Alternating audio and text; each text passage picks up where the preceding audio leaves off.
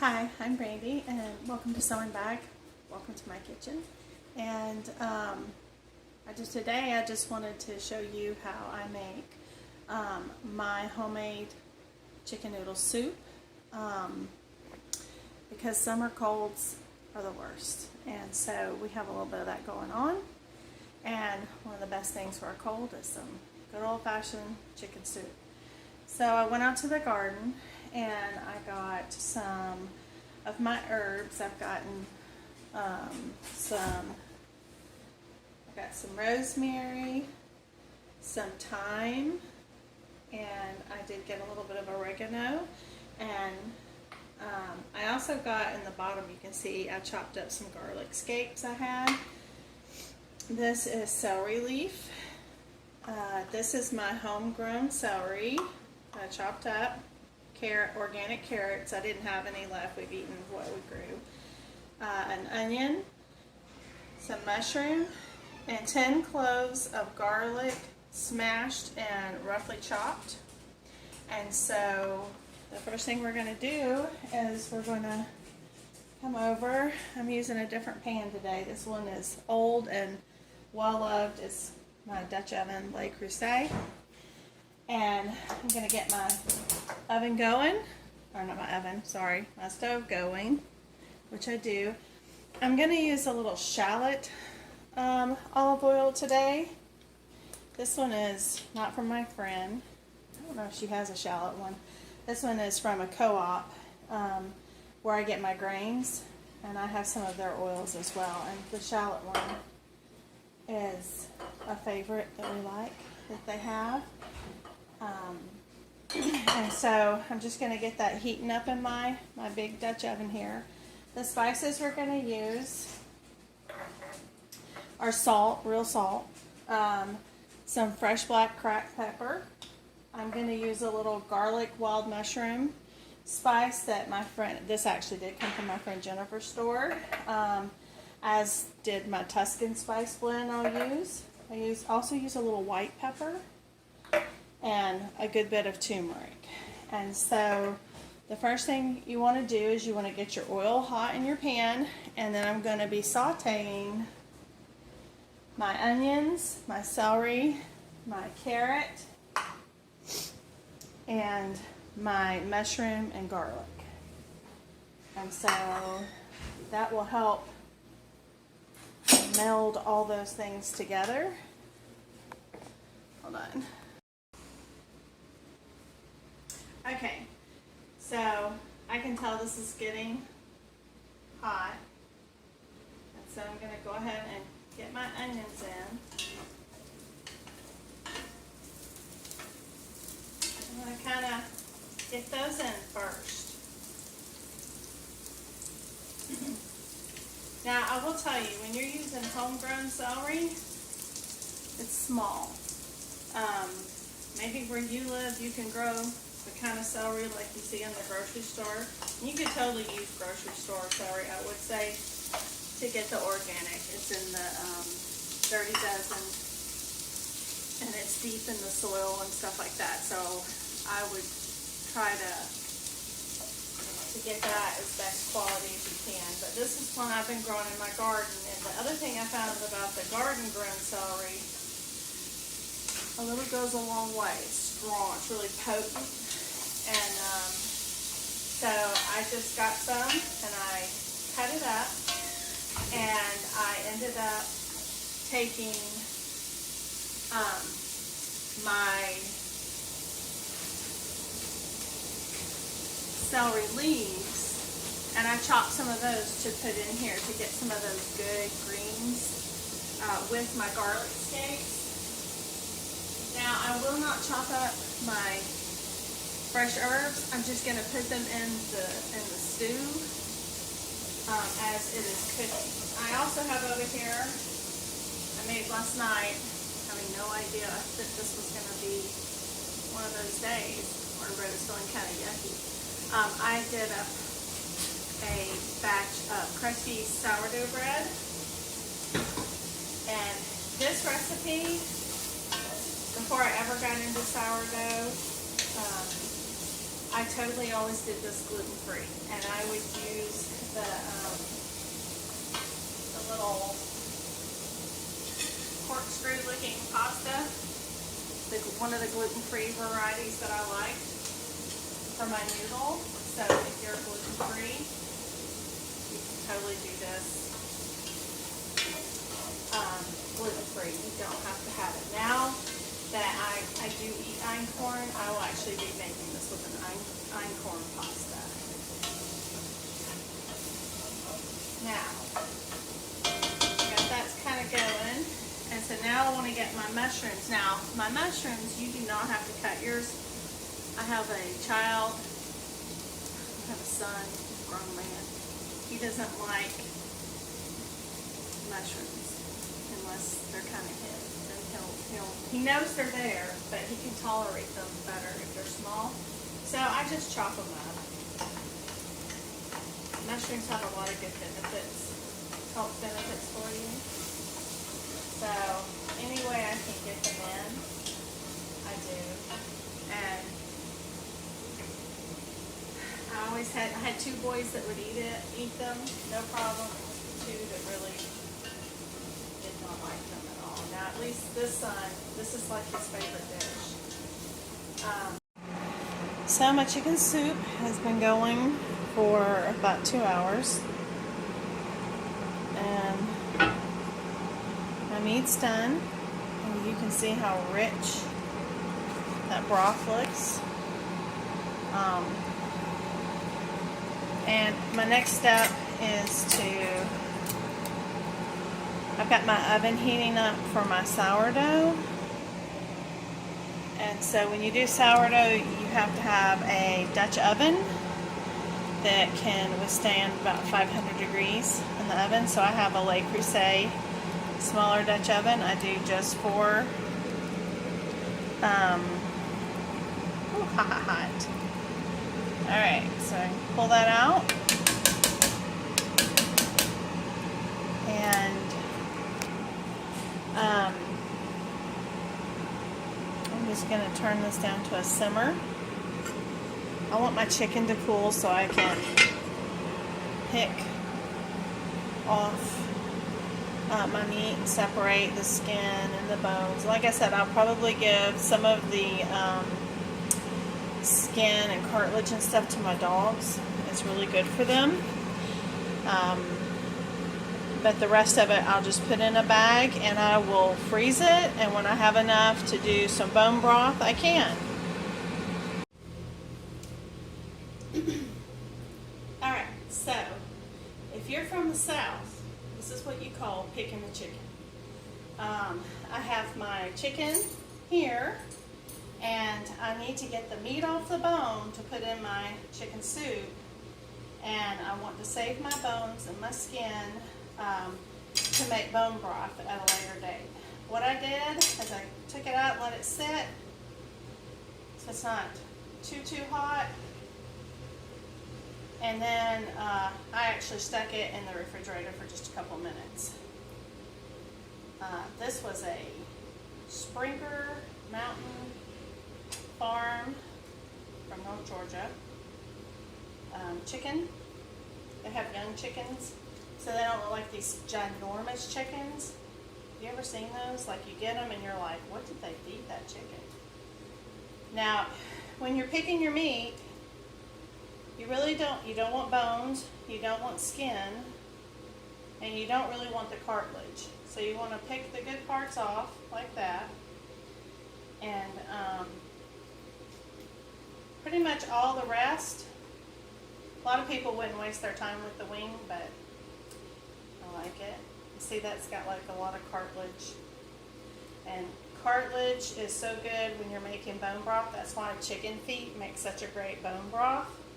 If you can find someone who, like a local farm that raise their own chickens and stuff, sometimes they will sell you pretty inexpensively the chicken feet.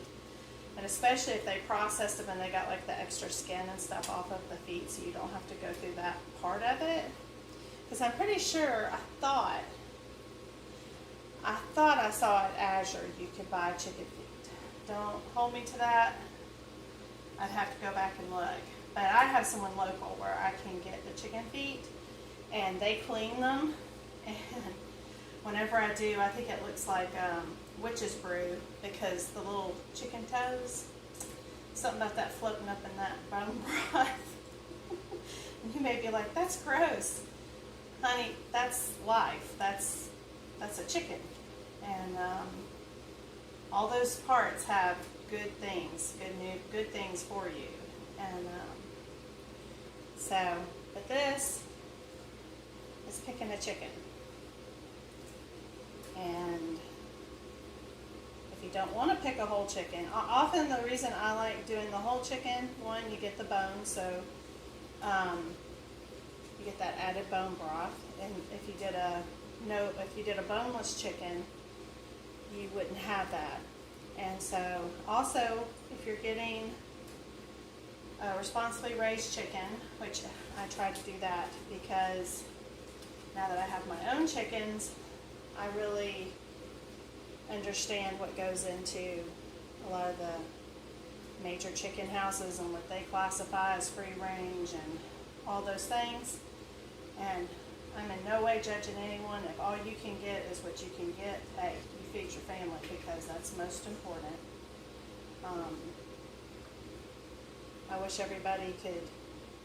I wish we lived in that utopia everybody looks for, but that's not on this side of heaven. And it'll never exist on this side of heaven. And so we have to make compromises on things, and that's an important word, compromise. Don't see that happening a lot these days. It's, one way or another, or somebody else's way. It's like people don't know how to talk anymore. And learn to agree to disagree. It's okay. Don't have to agree with everybody and everything everybody says. You can still be friends, be courteous, care about their well-being. The Bible says we're supposed to love our neighbors, and we're supposed to consider others more important than ourselves. So when I say that I prefer to buy chickens this way, as long as I can, that's what I want to do, because I do raise my girls for eggs. I can't raise my own meat chickens. It's not allowed where I live. And so maybe one day that will be something that can happen. But it's not today, and that's okay. I would rather support those who can, who are trying to make a living at that. And to be quite honest, right now it's about the same price as it is in the grocery store. So, if you have that opportunity, you should. But what I was trying to say is a lot of times you'll find whole chickens cheaper than the cuts. Not always, sometimes, but usually that was tended to be true. And this is the way you don't waste any of it. Now let me tell you something. My mother-in-law taught me, not my grandmother, my mother-in-law. She taught me that when you pick a chicken, that's the best piece on it. That's that little special place in the back.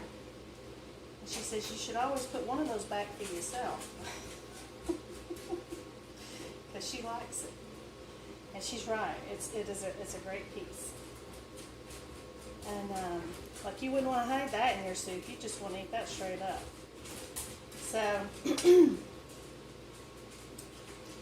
So I'm just trying to get all the meat off of the bones. But if I don't get every single piece, it's okay, because this is going to turn into some great bone broth, because I will get me some chicken feet. Matter of fact, I looked downstairs and I'm well stocked in my beef bone broth, but I need to stock up on, I need to make some more of my chicken bone broth. And so I will probably, if I have a chance, I'll probably try to head over. See, this is cartilage. Okay? Sit! Sit!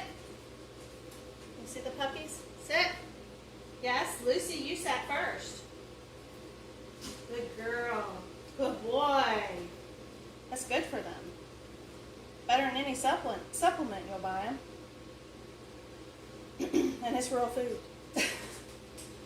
So, Anyway, picking it, I don't know, I find it, I like picking chickens. But anyway, so I do try to get responsibly raised chickens, and I actually have a farm that I can get them from. Pretty reasonably still. Like, they haven't, with everything going on, they have not. That's that other piece of the back there. Put it over there. They have not really raised their prices, which I'm really kind of surprised, because most of the farmers and stuff that I get stuff from, they've had to, because of, I mean, gas, feed, depending on what you're buying, they're feeling it. And I know from buying feed for my girls, and I don't even have that many, so I can't imagine on a full scale how it bites, you know, it bites in your budget and all that. And a lot of things people don't realize is a lot of these newer farmers that are coming in, the younger ones, they have other jobs. They can't just do it full time. They're doing it, and they're smaller, and they're working Monday through Friday. They come home, they work their gardens, their animals, and then they spend their weekends in the markets. And some of their weeknights, because we have a lot of markets that take place around here, farmers markets and stuff, like on Wednesday evening or on Friday morning. You know, some of them are like that. Some of them are Thursday night, stuff like that. So that's pretty much skin, some cartilage, bones. There are those back pieces, because we will enjoy those. And I did get 2 forks, because if it's hot, you can shred it with 2 forks. But I didn't need to do that. And then all I'm going to do is I'm going to put this, I'll show you in just a minute, I'm going to put it in the soup. So this is what my soup looks like. I put my noodles in. I put 1 box, I think it's 12 ounces of Einkorn pasta. It's really good. I love it with kamut. Kamut's really gotten hard to find. Pasta, and it's really pricey if you can find it. And totally use a gluten-free noodle. The only thing I'll tell you about the gluten-free noodle, these work really well. The penne work really well. You want to turn it off and serve it pretty quickly. I will say the leftovers are not as good with the gluten-free, because the most of the gluten-free noodles kind of get mushy. So just be aware of that. If you have a bigger family, it'll be fine. There really won't be anything left. So I'm going to put all my chicken in, and this was a 3.5 pound chicken. That's my picked chicken, and I'm going to put it in here. I've got about 5 minutes on my crusty sourdough bread. I'm going to go ahead and turn that off, because the noodles are done. And see how beautiful that is? It's good, turmeric-y, garlicky, all those homegrown spices. And I just put them in. These are the stems, because everything comes off. You just pull your stems out when you get your chicken out. And it's good to go. And it's very tasty. It'll make you feel so much better if you're feeling under the weather, full of flavor. The only complaint you may have is you could probably try to defat it if you wanted to, or not using, chicken with skin. So if that's an issue for you, some people who have acid reflux and stuff like that, that might be an issue. For us, it's not such an issue, so that's the way I do it. And I can't wait. This bread smells amazing. I can't wait for it to get done. Matter of fact, I'll show you a peek of it in the oven. It's in there. It's almost done. And that's going to be our dinner for tonight. So anyway, if you're feeling under the weather with a summer cold or something, try this out. I'll try to type up some kind of a recipe and put it in the description. But just remember, have freedom in your kitchen. You know, add things you might like, take away things you don't like. But I promise you, you will be very satisfied with this meal. It's very filling, and like I said, it will open you up. All that garlic, that turmeric, it's just good for the soul. So anyway, I appreciate you stopping by. If you like this or you try it, I'd love to hear about it in the comments. I'd love it. If really appreciate it if you could give me a like, if you'd like to subscribe to our channel, or share this recipe. I just played around with this. It's chicken soup. I'm sure everybody has their own version, but if you don't, and you've never tried making it from scratch, this one's pretty foolproof. It's not hard. And if you're a pasta maker, you could totally make your own pasta and put it in here. And if you didn't want to do a pasta, you could probably do a gnocchi or something like that, or even rice. You could do like a wild rice, if that suits your fancy. And if you're gluten-free, the rice might, if you were going to have leftovers, it might do better. I'm not a big rice and soup person, so I have not tried that. But you certainly could. Anyway, I appreciate it. Thank you so much, and we'll see you next time.